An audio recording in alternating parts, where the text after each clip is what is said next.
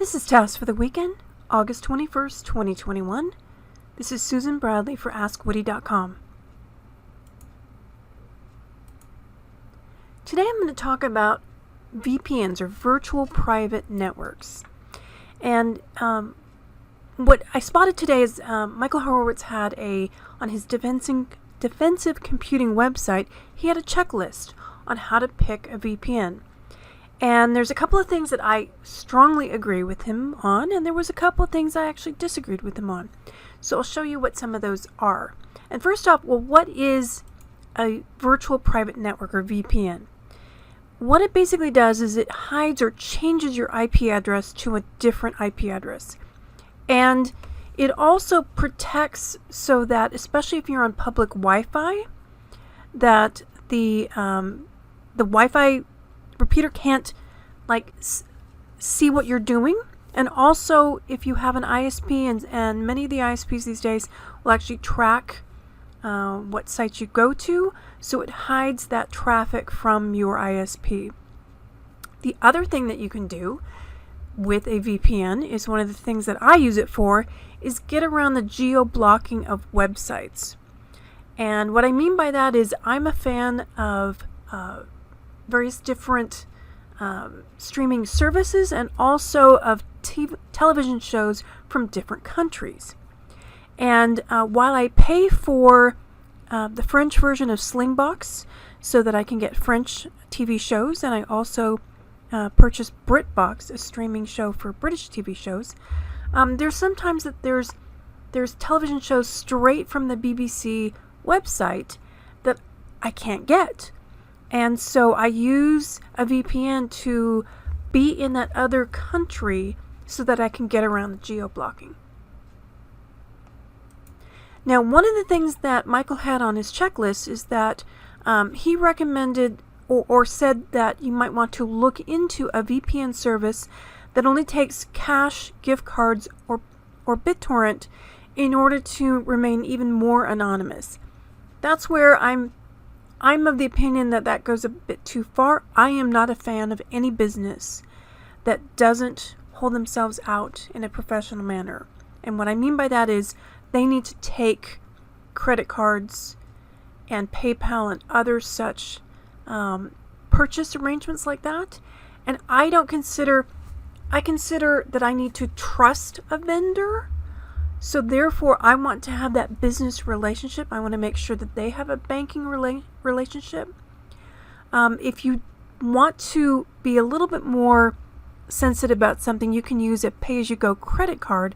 But again, I don't quite go as far as he does, where he recommends hiding yourself that much. I'm of the opinion you can't completely be anonymous anymore.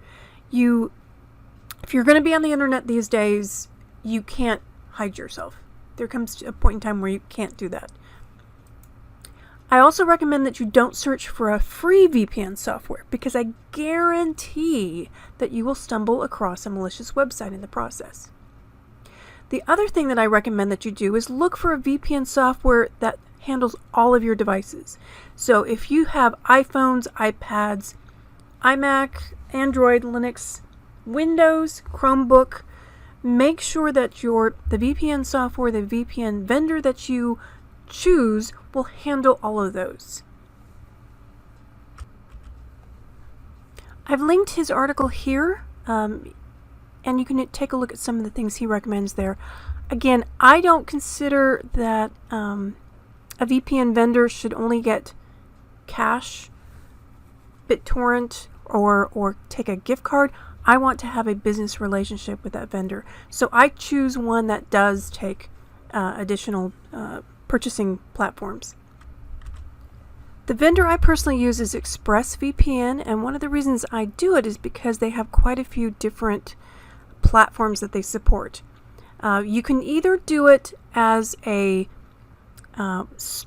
application in Windows, so that your entire computer is deemed to be on that different IP, or you can have like a proxy server inside a browser. So if you want to have, and this can be very handy sometimes, if you want to say have your Google Chrome browser be overseas, whereas your Firefox browser is here in the United States, you can actually set up the proxy setting inside the browser.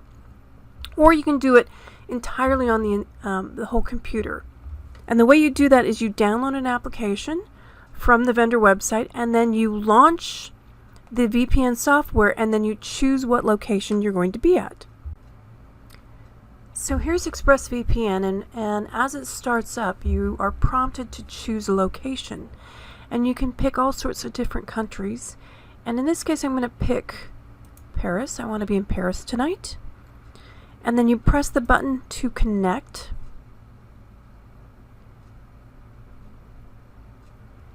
And it will indicate whether or not you've been successful.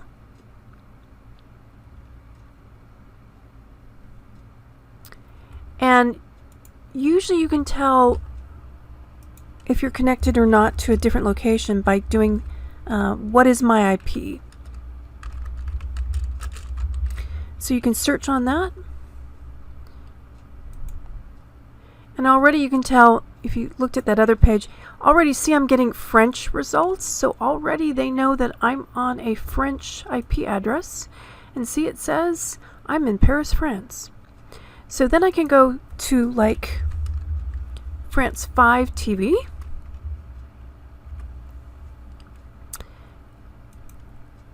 And sometimes you can guess your way through.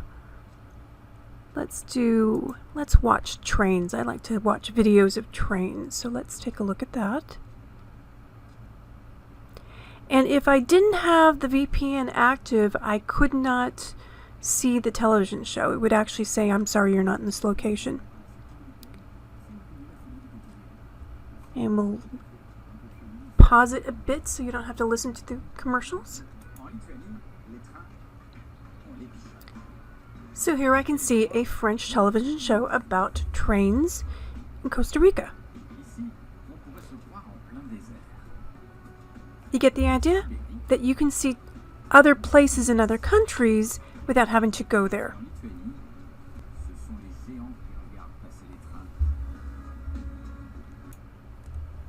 And if I want to choose to go to a different country, I can just again scroll down, and once again I'll choose here.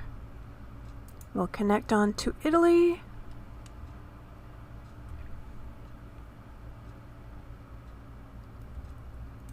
Once again, I'll check my IP.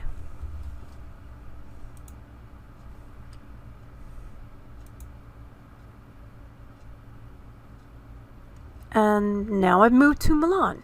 You get the idea that a VPN will change your IP address so that they can't trace it back to where you actually are located.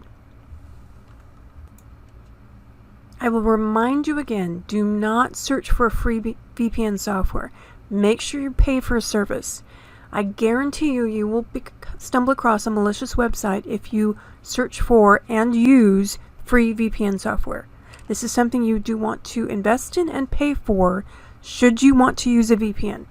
I'm not saying that everyone needs to use it, but if this is what you want to do to provide a bit more privacy and protection and to get around some geo-blocking of different websites, make sure you pay for the VPN service.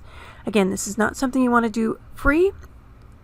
This is where I draw the line, and services like this is where I say find something as inexpensive as you can, but definitely not a free service.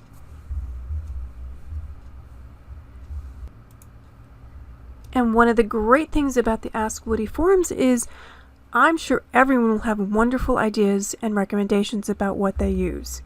Because this is just mine. It's not saying it's perfect for everyone.